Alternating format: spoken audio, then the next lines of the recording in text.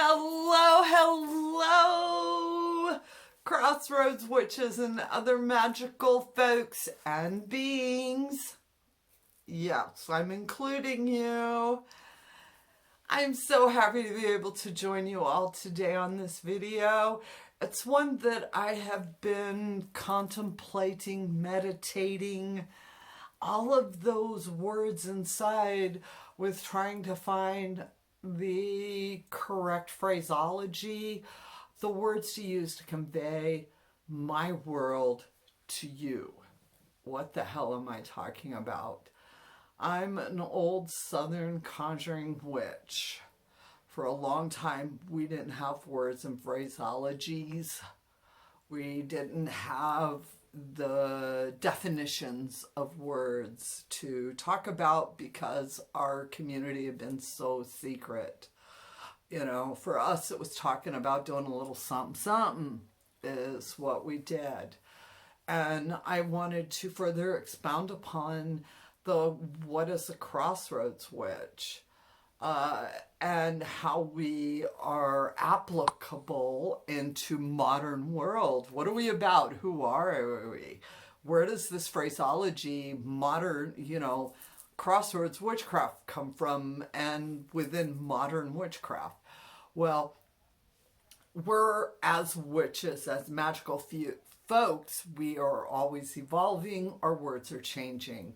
I love the words that Corey Hutchinson uses in New World Witchery. He calls us New World Witches. And for my tradition, my folk, we call ourselves Crossroads Witches.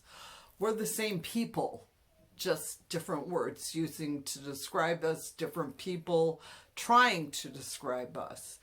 I use the phraseology Crossroads Witch for many, many years, and with one of my mentors, Papa Nico, who's a Haitian voodoo priest, he would holler at me about standing in the crossroads, standing in the connection to all different beliefs when he was trying to teach me about Haitian voodoo. And many an afternoon where I can remember him telling me to get out of the crossroads. It's not about everything, it's about one thing. And through him, I became aware of that I stand on the crossroads. As a New World Witch, what Corey Hutchinson likes to call us North American witches, we have many different words, but ultimately we stand in many different worlds. And there are many different flavors of New World Witchery, of Crossroads Witches. But ultimately, within New World Witchery, North American Witchcraft, Folkloric Witchcraft in America, as we know it, and for the phraseology that I use, Crossroads Witchcraft, we all stand on three legs. Our cauldron is built upon three legs. A connection to divinity as you know it, witch. It's not about you knowing my connection to divinity. It's about you knowing your connection to divinity. A connection to spirit realm as you know it. Again, when I was talking, spirit realm is anywhere from ancestral to spirit guides to spirits you didn't know you needed to listen to. And the third leg is land. Physical realm, ancestral realm, spirit realm, the land you stand on. And when you develop a connection to these three aspects, these three thoughts, these three legs of your cauldron, what you put in the cauldron creates magic. And that's what Crossroads Witchcraft is about, is some very esoterical beliefs, ideas, concepts put into physical realm which makes it so difficult to discuss. Where you heard me with, divinity as you know it. This isn't about we all believe the same thing. Crossroads Witchcraft, New World Witchery, North American Witchcraft, Folkloric Witchcraft, whatever phraseology you want to learn, or you use it. Ultimately, what it means is you come to the circle as an individual. You come to the circle first knowing your name. All right. And then you blend your energies. It's not that you go to the circle to find out who you are, is where I find a big difference. And I know some of this may sound a little mushy. Like I said, I'm trying to explain esoterical thoughts that I am still learning the words to, which is when people ask me, what does it mean to be a Crossroads Witch? I smile and I think it means everything, anything, and then some. How do I say that in a little tight sentence? How do I say that in a soundbite? How do I make bullet points? And over the years, I've realized Crossroads Witches aren't bullet points. We are the undefinable. We're the edges. We're the and others. I often joke that every Wiccan book writes about us because they say Wiccans and other witches. We're the and other witches. The undefinable part of it, and how are we doing it? And learning over time how to explain what not only I'm doing, but the folks around me are doing. And what we're doing is connecting to divinity as we know it. We are connecting to spirit realm folk, our ancestors, our spirit guides, entities, deities. That's our personal relationship.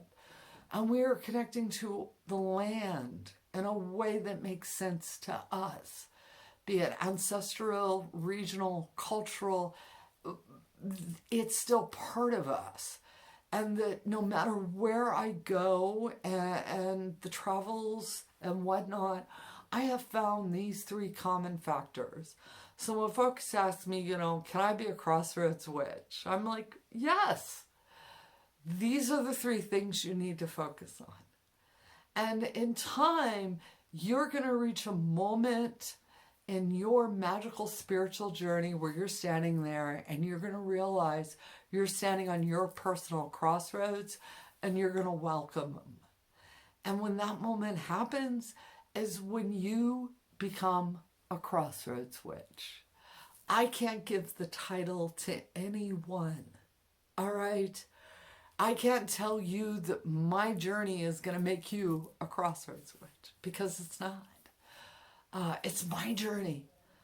And all I can do is crack the door for you to find your journey.